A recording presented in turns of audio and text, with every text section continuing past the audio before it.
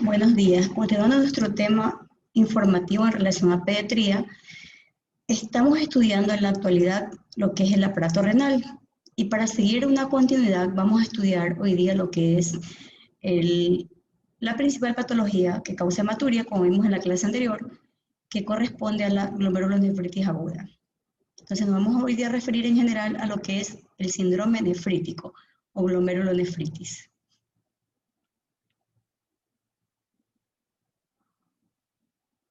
El síndrome nefrítico. El síndrome nefrítico, bueno, como síndrome abarca un grupo de enfermedades que están caracterizadas por alteraciones morfológicas y funcionales del glomérulo, que es del ovillo glomerular. Son alteraciones morfológicas y funcionales y que van a ser desencadenadas por procesos variados, como son inmunológicos, hereditarios o de la coagulación. Los mecanismos inmunológicos son responsables del inicio y la amplificación de la lesión renal e intervienen factores humorales y celulares. Los humorales están formando complejos inmunes y se depositan a nivel de los glomérulos, y los celulares hay una atracción y activación de las células inmunocompetentes a nivel de lo que son los glomérulos. Estas células liberan mediadores que son los responsables de todo lo que es trastornos funcionales. Entonces encontramos aquí lo que es el ureter, la pelvis renal, y aquí es la cápsula de Bowman que se encuentra aquí en el parénquima renal, y esto es un desglose de lo que es la cápsula de Bowman. La cápsula del glomérulo, el túbulo contorneado proximal, el túbulo contorneado distal, el túbulo colector, el asa de Henle, el conducto de Bellin, etc., ¿no? Entonces esto es lo que corresponde al sustrato de una nefrona, del glomérulo. Los mecanismos inmunológicos van a ocurrir en dos fases, que es una fase de activación y una fase efectora. En la fase de activación encontramos una célula presentadora de antígeno que se va a encargar de fagocitar un antígeno y lo presenta al linfocito CD4, y luego se activan los linfocitos T3. Estos se encargan de liberar citocinas que inducen a una reacción de tipo humoral formando anticuerpos, y se van a activar los linfocitos TH2 provocando una reacción inflamatoria tipo 2. Cuando se activan los linfocitos TH1, y entonces de esta manera, pues, activando la reacción inflamatoria celular tipo 1, se activan los linfocitos TH1. La fase efectora, que es la segunda fase, ocurre con la formación de complejos inmunes que se depositan en el riñón y activa el sistema del complemento liberando mediadores como son las quimiosinas. Estas atraen y activan células inmunocompetentes como los macrófagos en el glomérulo o en el intersticio. El sistema de coagulación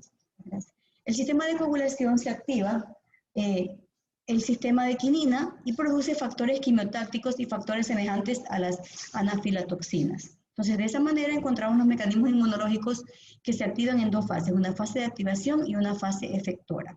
Después de esto, va a depender de la susceptibilidad de cada individuo para que desarrolle glomerulonefritis, y esto va a depender de las características inherentes al antígeno en relación con el tamaño, el peso, el peso de la molécula, la carga, y de su capacidad para estimular el sistema inmune, y de la capacidad de respuesta de cada niño para producir anticuerpos o activar liberación de citoquinas, complementos o factores de coagulación.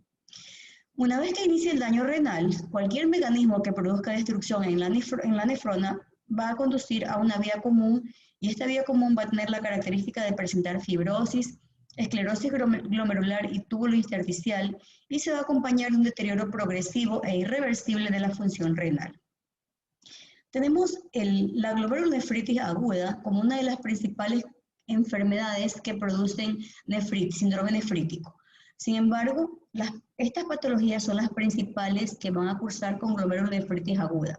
La glomerulonefritis postestreptocócica, la nefropatía por inmunoglobulina A, el síndrome de Buck-Pasteur, la glomerulonefritis rápidamente progresiva idiopática. Entonces, estas patologías son las principales que nos van a provocar glomerulonefritis, provocando síndrome nefrítico.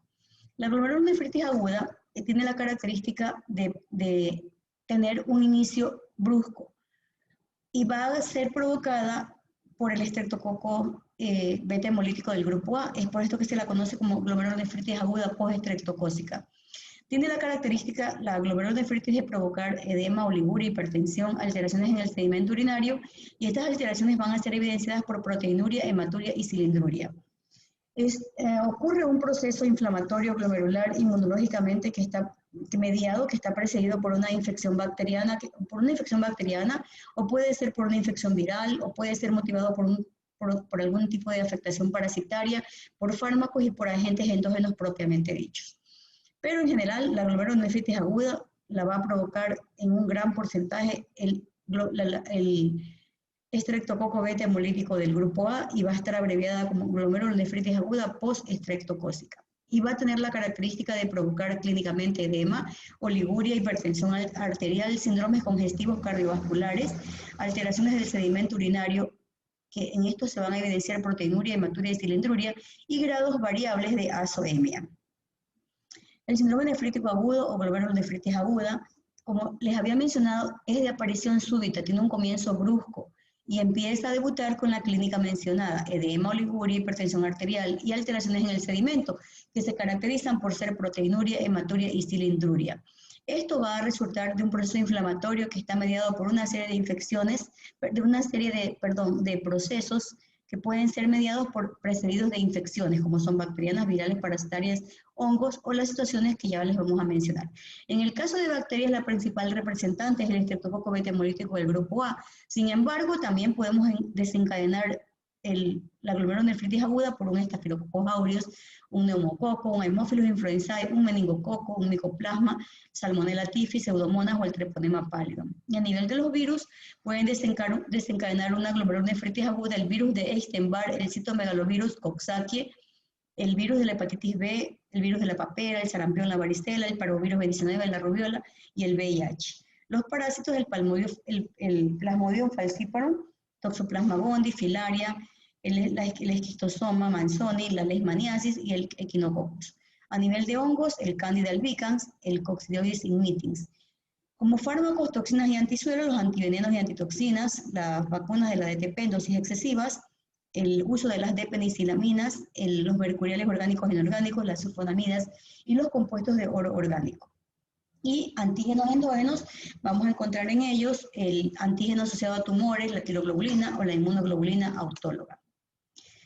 Decíamos que esa es la múltiple etiología, sin embargo nos vamos a referir exclusivamente en esta clase a lo que es la glomerulonefritis aguda post-estreptocócica. Entonces vamos a ver que la etiología va a ser una infección estreptocócica cutánea, puede ser una piodermitis. También puede ser de origen respiratorio alto, como la presencia del EVA a nivel de la garganta, provocando una amigdalitis pultácea, y luego pues avanza a una escarlatina. Y también podemos encontrar el estreptococo beta hemolítico del grupo A nivel de la piel, a nivel de las caries, donde se encuentre el estreptococo beta hemolítico que va a ser el generador de este cuadro clínico, que se va a caracterizar por una actividad específica como es el edema, la hematuria y la hipertensión arterial.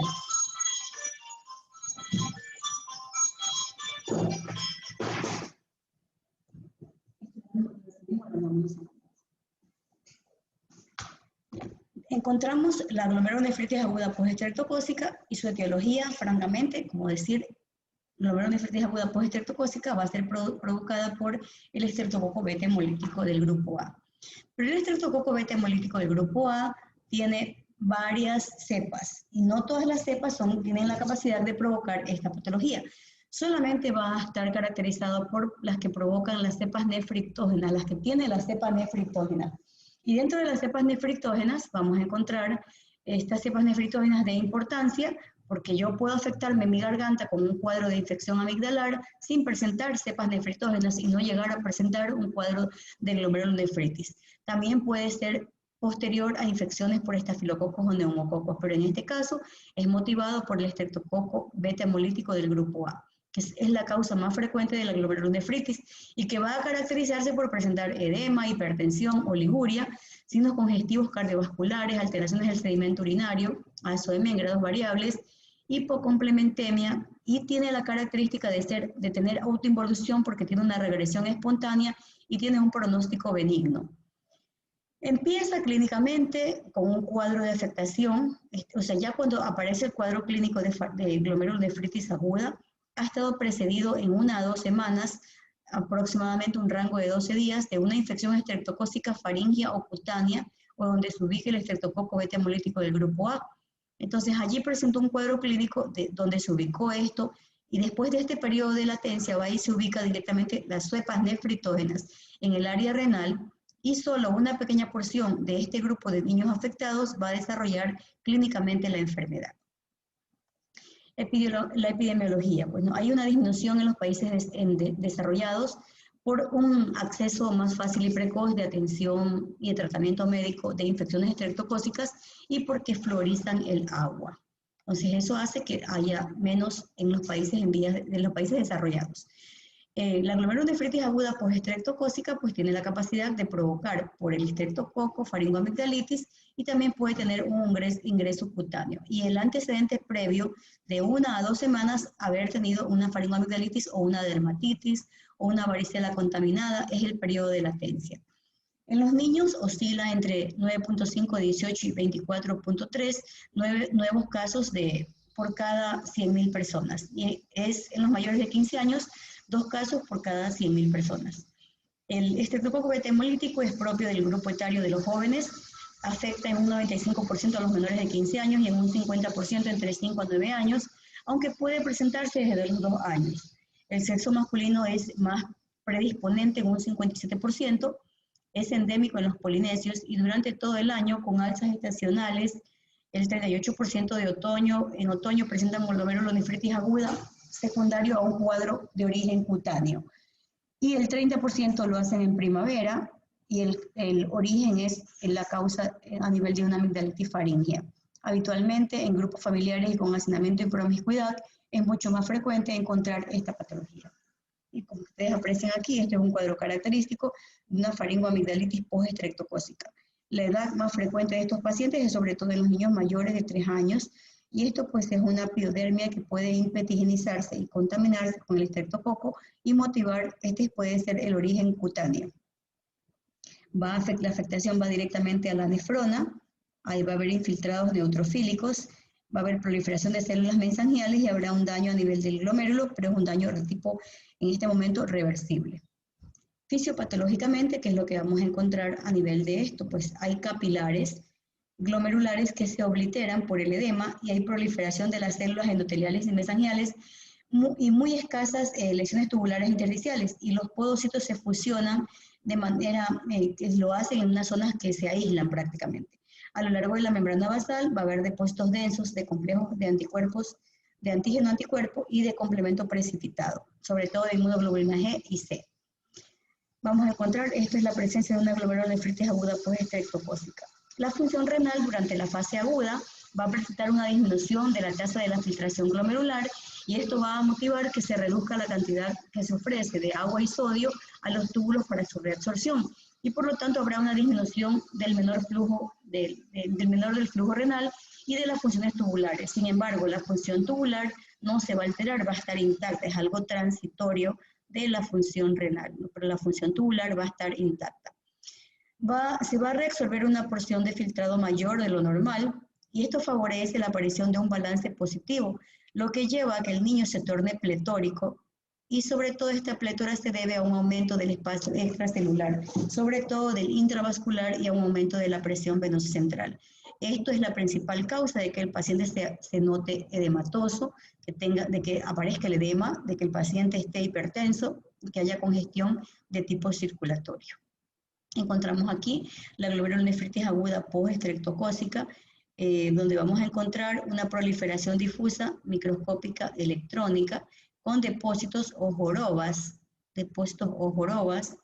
en el endotelio de la membrana basal. Esta es una imagen microscópica, ¿no?, de lo que es la membrana, de lo que es el espacio de Bowman, Esto es el mesangio que va a estar alterado en esta patología. Fisiopatológicamente, en la fase aguda, como les había mencionado, disminuye la tasa de filtración glomerular, disminuye el flujo sanguíneo renal y lo que es la función tubular. Histopatológicamente se encuentran los capilares glomerulares obliterados, provocando edema y proliferación de células endoteliales y mesangiales, y se reduce de esta manera la cantidad de agua y sodio que se reabsorbe a nivel de los túbulos renales. Esto favorece un balance hídrico positivo que conduce a una plétora en el espacio extravascular e intravascular, aumentando la presión venosa central, motivando el edema, la hipertensión y la congestión circulatoria. Las complicaciones más temibles de la fase aguda de la glomerulonefritis ocurren en este momento y se evidencian como es la insuficiencia cardíaca y la encefalopatía hipertensiva. Encontramos aquí pues que clínicamente el paciente, la clínica, la patogenia y el laboratorio. Clínicamente el paciente presenta una faringoamigdalitis o una infección cutánea y en su patogenia tenemos la infección por el estreptococo beta hemolítico que motiva un desarrollo de la formación del antígeno anticuerpo y la formación de inmunocomplejos circulantes. Esto, que se forme un antígeno anticuerpo y los inmunocomplejos circulantes, permite que esta patología sea de autoinvolución, es decir, que empieza y termina, porque forma parte de lo que es la fracción inmunitaria. Estos depósitos estos inmunocomplejos circulantes van a depositarse en capilares glomerulares, activando el complemento y disminución de la filtración glomerular y de la excreción urinaria de sodio, motivando expansión del espacio extracelular. La hematuria y la proteinuria la podemos apreciar fisiopatológicamente por los depósitos de los capilares y por la activación del complemento. La oliguria se va a deber a una disminución de la filtración glomerular y el edema y la sobrecarga de volumen y la hipertensión arterial a la expansión de lo que es el espacio extracelular. Cuando ocurre la fracción en la fisiopatología de la formación antígeno y anticuerpo, esto se evidencia con el aumento del ácido o el ASO, de la anti-hialuronidasa y de la antidesoxirribonucleasa, que son los fragmentos que se elevan por la presencia del estreptococo beta hemolítico. Cuando ya hay la activación antígeno-anticuerpo con la formación de los inmunocomplejos circulantes, va a haber depósito en los capilares glomerulares y activación del complemento, y aquí vamos a ver que va a ocurrir algo característico de esta patología, como es la hipocomplementemia. Va a haber disminución del T3 a nivel del plasma. Y cuando hay disminución de la filtración glomerular, aumenta la urea plasmática, aumenta la creatinina plasmática. Cuando disminuye el sodio urinario, disminuye la excreción fraccionada del sodio menor de 1%. Y cuando hay alteración en el espacio extracelular, disminuye la renina plasmática y disminuye la aldosterona, contribuyendo a la hipertensión arterial y a la sobrecarga de volumen. Clínicamente, ¿qué es lo que encontramos?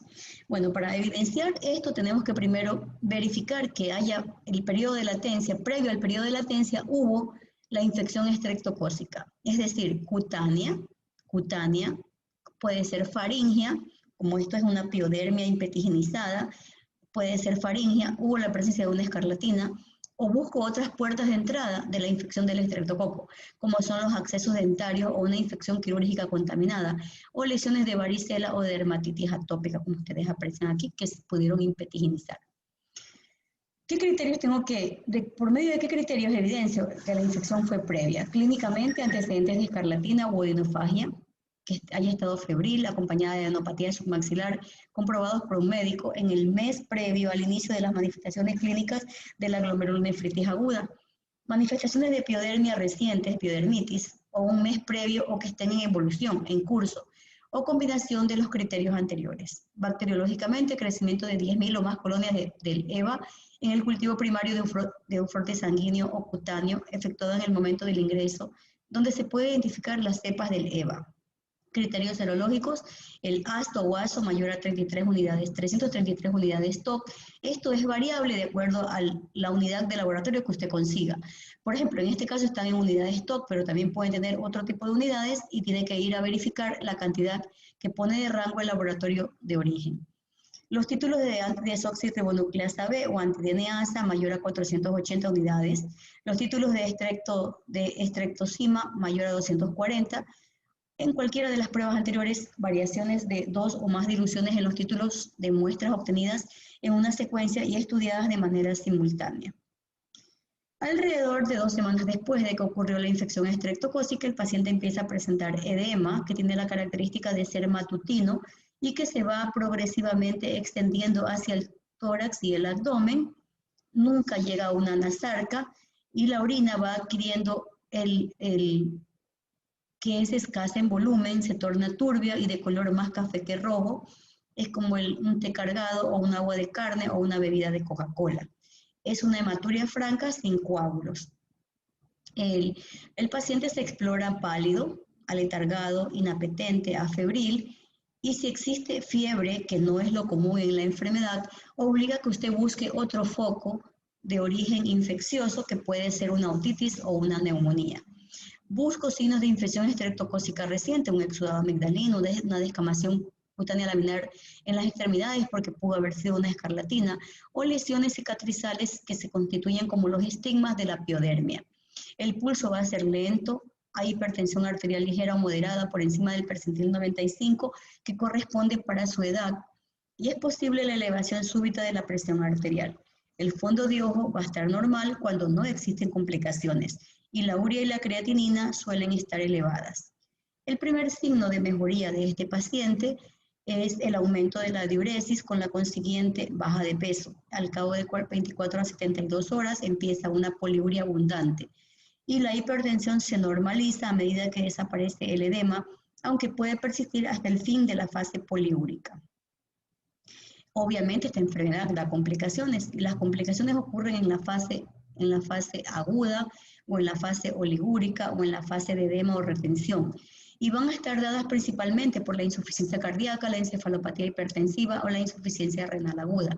La insuficiencia cardíaca ocurre en un 17% donde vamos a obtener un pulso bradicárdico, donde el paciente va a manifestar ortognia, irritación venosa del cuello, ritmo de galope, patomegalia dolorosa, signos de retención sódica o de congestión circulatoria y, como ustedes aprecian aquí, un aumento de la trama vascular.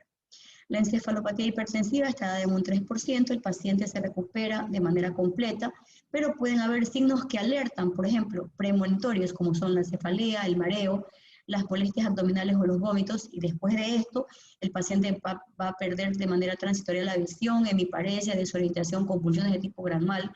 En el líquido cefalorraquídeo vamos a encontrar que está aumentado del contenido normal. No obliga a realizar punción lumbar por el riesgo de compresión vulvar con el paro cardíaco. La insuficiencia renal ocurre en el 0,05%, la oliguria extrema habitualmente dura más de 24 a 48 horas, pero vamos a encontrar hiperazoemia acentuada, hiponatremia dilucional, hiperkaliemia y acidosis metabólica. A nivel de laboratorio, vamos a encontrar que va a presentar variantes de resultados de acuerdo a la fase en que se tome. Si lo hago durante el periodo de latencia, la orina está normal o con una hematuria microscópica. Si es en la fase de hematosa, la orina disminuye en volumen y la densidad no sobrepasa de los 1020. Va a haber una albuminuria menor de 1 gramo por ciento, no hay glucosuria y el sedimento presenta elevación de los hematíes con la aparición de leucocitos, hematíes, células epiteliales y cilindros hemáticos. Hay que evaluar la muestra de orina fresca porque los cilindros hemáticos se tienden a destruir con facilidad. La albuminuria y la hematuria pueden persistir durante un tiempo prolongado. En lo que concierne al hemograma, en la fase de hematosa voy a encontrar un descenso moderado de la hemoglobina y el hematocrito. La anemia va a ser normocítica normocrómica por la hemodilución y va a haber una disminución de la eritropoyetina y de la ferritina. Y el recuento de la fórmula plaquetaria es normal. Es importante que ustedes conozcan que hay que reconocer el carácter benigno de la anemia, ya que no requiere tratamiento, puesto que complicaría la hipervolemia y precipitaría a una insuficiencia cardíaca. Es importante que usted también realice la cuantificación de los electrolitos y los bicarbonatos, ellos van a estar normales, salvo que haya una insuficiencia renal aguda. La urea rara vez se eleva por mayor a 1 gramo por ciento, y la creatinina plasmática asciende de manera moderada. En los estudios serológicos es importante que usted verifique la presencia de EVA y lo puede hacer a través de la antiestreptolicina O, ASO o ASTO.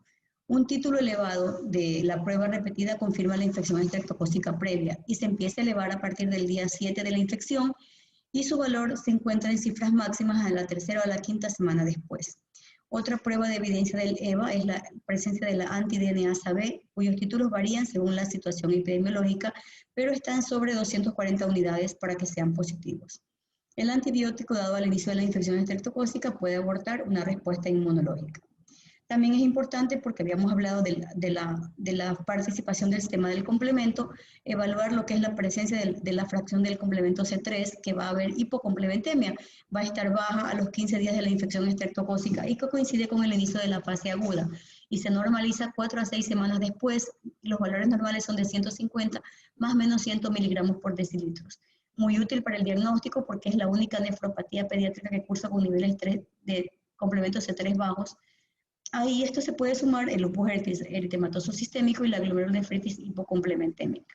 Y la biopsia renal no se requiere en caso de nefritis aguda típica, o después de 2 meses iniciada la enfermedad, sea un persiste albuminuria o si la microhematuria persiste más allá de un año, pudiéramos pensar en hacer un complementario con una biopsia renal. El tratamiento, no existe un tratamiento específico para la glomerulonefritis aguda postestreptocócica, porque recuerden ustedes que es una consecuencia de una infección que ocurrió 2 semanas antes. Entonces no hay tratamiento, hay que esperar que evolucione y que tenga una curación espontánea, porque es una patología que tiene una autoinvolución. Pero hay que manejar adecuadamente la fase hipervolémica o edematosa con restricción de líquidos y con fármacos para prevenir y tratar las complicaciones. Es importante el reposo en cama, sobre todo si el paciente manifiesta una hipertensión y congestión circulatoria, es estricto por el riesgo de que vaya a avanzar a una insuficiencia cardíaca. Se debe mantener el reposo hasta que desaparezca el edema y se estabilice el peso y la presión arterial. La ingesta de agua no debe exceder la capacidad excretora del riñón. El control del peso diario es el mejor indicador del control de balance hídrico durante la fase aguda o edematosa. Durante la fase edematosa debe hacer el estricto control del contenido de sal, potasio y proteínas en su dieta. El uso de diuréticos, aluréticos de alto poder, no es necesaria la dieta hiposódica estricta. El potasio se debe de reducir hasta que se compruebe que no hay oliguria extrema o anuria. Las proteínas se limitan a 0,5 gramos por kilo por día. Cuando hay uremia sobre 100 miligramos por decilitros o si la uremia es superior a 40 o 50 microgramos por decilitros. Y cuando la diuresis y la uremia llegan a estar normales, se suspenden las medidas restrictivas. El tratamiento específico está indicado para la infección estreptocócica. Es posible prevenir la aparición de la glomerulonefritis aguda tratando de manera temprana estas infecciones con la penicilina, que es el tratamiento de elección, la gestódica, 1 millón de unidades internacionales cada 12 horas por 7 días, o la benzatínica, de acuerdo a la edad del paciente, y si el paciente es alérgico a la penicilina, usar eritromicina, acitromicina o claritromicina. Y la profilaxis con penicilina a los contactos familiares o menores de 15 años, que son los grupos más proclives a la enfermedad. En el caso de que el paciente haga hipertensión arterial, si no hay síntomas de encefalopatía hipertensiva, no iniciar tratamiento hipotensor, salvo que el bebé, obliga a que el bebé esté en cama y relajado. Si la hipertensión es muy alta y no cede con medidas generales, los diuréticos de acción rápida son los de indicación como la furosemida. Aproximadamente se trata de, la dosis es 1 miligramo por kilo, se trata de cuadriplicar su dosis, se debe de usar una dosis elevada, más de lo habitual que la acción diurética sea efectiva, espere usted 20 minutos. La emergencia hipertensiva, a más del diurético, utilice un antagonista de los canales de calcio o inhibidores de la ECA, ambos con cautela por la posibilidad de una hiperpotasemia. Si el paciente realiza una insuficiencia cardíaca secundaria a la hipervolemia, corresponde al tratamiento con furosemida. Y si hay insuficiencia renal, el tratamiento tiene que ser de corta duración, con resinas de intercambio iónico y la diálisis peritoneal. La evolución y pronóstico: se da el alta del paciente cuando hay caída de la presión arterial a límites normales, cuando la reabsorción del edema está comprobado por la estabilización del peso durante 3 días y desaparece la hematuria microscópica. La hematuria y la proteinuria no sirven para indicar la gravedad de la glomerulonefritis, pero son buenos índices para controlar, ya que estos últimos se normalizan cuando ya empieza a estabilizarse el paciente. Si la proteinuria persiste más allá de 6 meses o la hematuria más allá de 1 año, no significa paso a la cronicidad. Rara vez se ha demostrado que una glomerulonefritis aguda pasa a la cronicidad. Por ello interesa certificar que todos los medios clínicos bacteriológicos e inmunológicos y la presencia de leva estarían dando un pronóstico benigno a la enfermedad y prácticamente están en remisión. Se produce en esta patología una recuperación completa en más del 95% de los niños y las recidivas son muy poco frecuentes. Es poco frecuente que en la fase aguda sea grave y produzca glomerulonefritis y esclerosis renal crónica en menor de 2% de los niños que se afectan. Y algo muy somero en relación a lo que son las glomerulonefritis crónicas, que son un grupo de enfermedades renales que comparten características como daño predominante al glomérulo, manifestación clínicas prolongadas en el tiempo o daño histológico característico pero no patognomónico. Entonces, estas lesiones renales, estas son lesiones renales en una glomerulonefritis crónica y se debe a una lesión sistémica o a un agente etiológico conocido. En los niños, la mayoría de las glomerulonefritis son primarias. El diagnóstico y el pronóstico se basan en hallazgos encontrados en la biopsia y la clasificación es de acuerdo a la biopsia. Lesiones glomerulares mínimas, como es la focal y segmentaria o la glomerulonefritis membranosa, la glomerulonefritis membrano-proliferativa mesangiocapilar, nefropatía IgA, nefropatía IgM-IC3, la extracapilar y el síndrome de Alport, como las principales. El mecanismo principal es que ellas sí van a dañar el glomérulo, forman complejos inmunitarios fuera del riñón y se depositan en el riñón o se forman en el riñón por la unión del antígeno propio y se implantan y se une con anticuerpos circulantes. Es la enfermedad glomerular por anticuerpos antimembrana basal, no se conoce cuál es en general su antígeno, y esta es la histología que da una paciente con glomerulonefritis crónica. Una principal patología es la nefropatía por inmunoglobulina A, donde vamos a encontrar la presencia de la inmunoglobulina A en el mesangio del glomérulo y también puede haber G, M y la C3 y la propiactina. Epidemiológicamente, su frecuencia es variable, la relación hombre-mujer es 2:1 y es la forma más común y la que tiene mejor pronóstico a nivel de la infancia. Clínicamente se manifiesta por hematuria, más o menos una infección respiratoria acompañada de malestar general, dolor lumbar de intensidad variable. Hematuria es macroscópica, dura 2 a 5 días. Persiste la hematuria microscópica con o sin proteinuria y la hematuria tiende a ser repetitiva. Es benigna, evoluciona a insuficiencia renal en pocos casos. El tratamiento, no hay un tratamiento específico, se puede ayudar con fenitoína sin resultados mayores. El omega 3 está en estudio y la amigdalectomía, sobre todo cuando hay cuadros a repetición, y el IECA cuando hay hipertensión. Tenemos otra variante crónica como es la glomerulonefritis rápidamente progresiva, es de aparición brusca y de evolución rápida en meses o días. Está asociado a la formación de semilunas glomerulares. La epidemiología es rara, representa un 2 a 7% de la glomerulonefritis. Su fisiopatología es desconocida, pero se piensa que puede ser consecuencia de enfermedades sistémicas, de infecciones o de tumores o fármacos. La característica común es la proliferación extracapilar de las células de la cápsula de Bowman con formación de semilunas, primero celulosas y luego fibrosas, y evolución a una esclerosis glomerular. Los grados se clasifican de acuerdo a la participación de la inmunofluorescencia, de grado 1 al grado 4. Clínicamente, el síndrome nefrítico, hematuria, hipertensión arterial de difícil control, insuficiencia renal aguda, proteinuria de rango nefrótico. Y el diagnóstico con la biopsia renal y con la determinación del encuentro de lo que es la presencia de las semilunas extensas, glomerulares extensas. El tratamiento, altas dosis de corticoides e inmunosupresores como es la ciclofosfamida, utilizar bolos de metilprednisolona 1 gramo diario en 3 dosis y la prednisona 1 miligramo por kilo diario y el uso de plasmaféresis.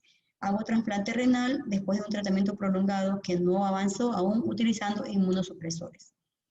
Otra patología crónica es la glomerulonefritis membrano-proliferativa. Son glomerulonefritis crónicas que presentan una clínica variable, una histología definida por alteraciones de la membrana basal y de proliferación celular. Y existen 4 subtipos, del 1 al 4, siendo el tipo 1 a los 24 años, el tipo 3 y 4 son variantes del tipo 1. Encontramos aquí que la glomerulonefritis tipo 1 se debe al atrapamiento en el espacio subendotelial glomerular de inmunocomplejos circulantes que producen lesiones que desencadenan la respuesta proliferativa característica de la expansión mesangial. La glomerulonefritis membrano-proliferativa tipo 2 no parece estar mediada por inmunocomplejos y sin embargo esta enfermedad es desconocida, la patogenia, pero el hallazgo característico de un descenso importante de los niveles del complemento C3. Entonces vamos a encontrar antígenos implicados en este fenómeno inmunológico relacionados con el virus de la hepatitis B y C. La clínica se va a caracterizar por presentar proteinuria aislada, hematuria macroscópica, síndrome nefrítico o nefrótico, síndrome urémico, hipertensión arterial de hallazgo frecuente y una función renal variable. El hallazgo de laboratorio en el 70% de los casos va a haber depresión del complemento C3 y complemento hemolítico. El tratamiento se ensayan diferentes clases de esquemas terapéuticos, pero los resultados no son convincentes hasta estos momentos. Entonces, esto es en general lo que constituye las glomerulonefritis agudas. Siempre a la orden, muchas gracias y que pasen bien.